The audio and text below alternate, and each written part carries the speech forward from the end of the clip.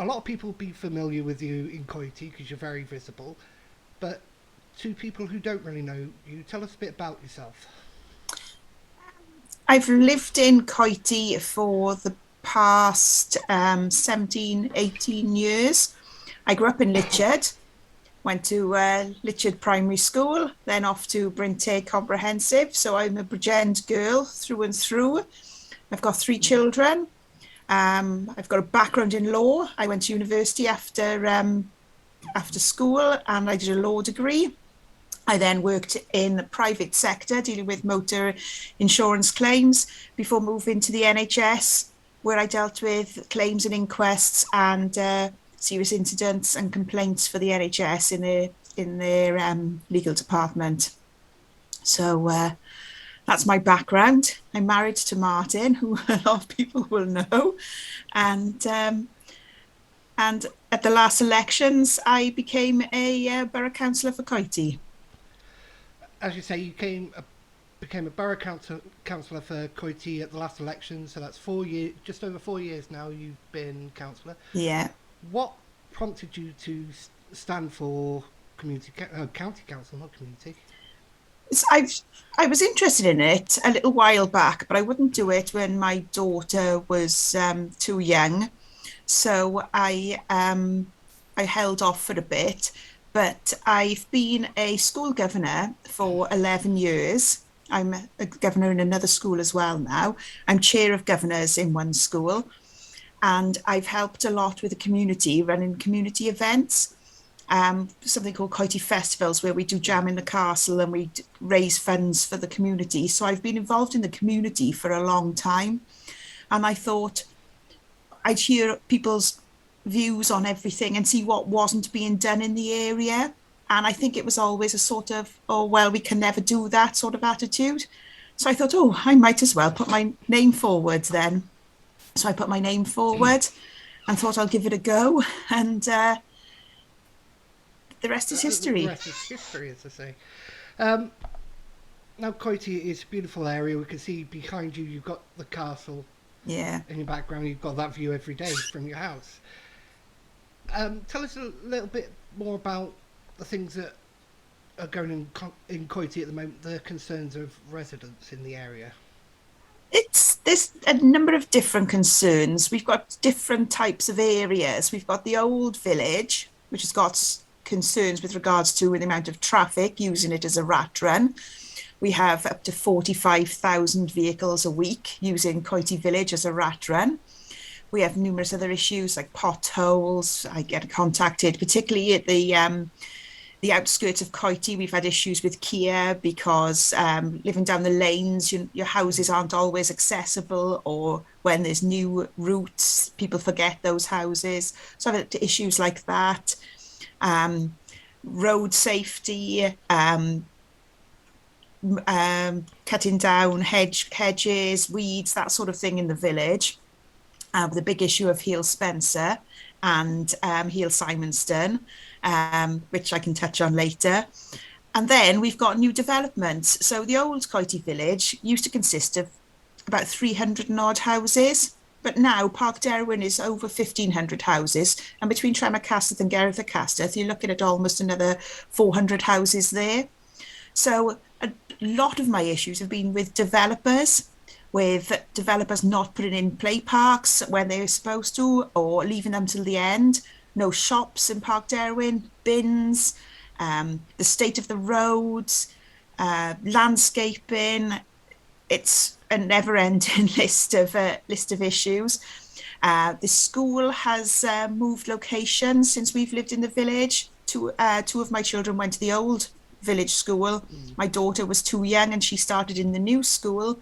So there have been issues there with regards to capacity at the school, because I touched on in my previous Yeah. interview with you, there's significant capacity issues. And I also cover the industrial estate as well, Litchard and Brackler Industrial Estate. So there's different issues down there with regards to commercial premises and planning concerns where people have wanted to bring a business to the area and planning haven't allowed it, or traffic Yeah. issues with regards to accessing some of these sites.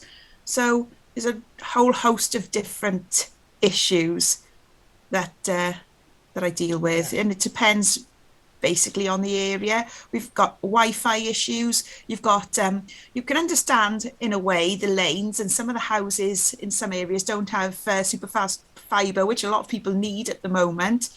I know I've struggled with it when the children were off on lockdown and we were working from home, and I'd have 3 children homeschooling. And living in an old house as well, the Wi-Fi was just not great, and I'd be no, furthest down the line, the tail end yeah, of the house, trying to mop up any Wi-Fi that it could get.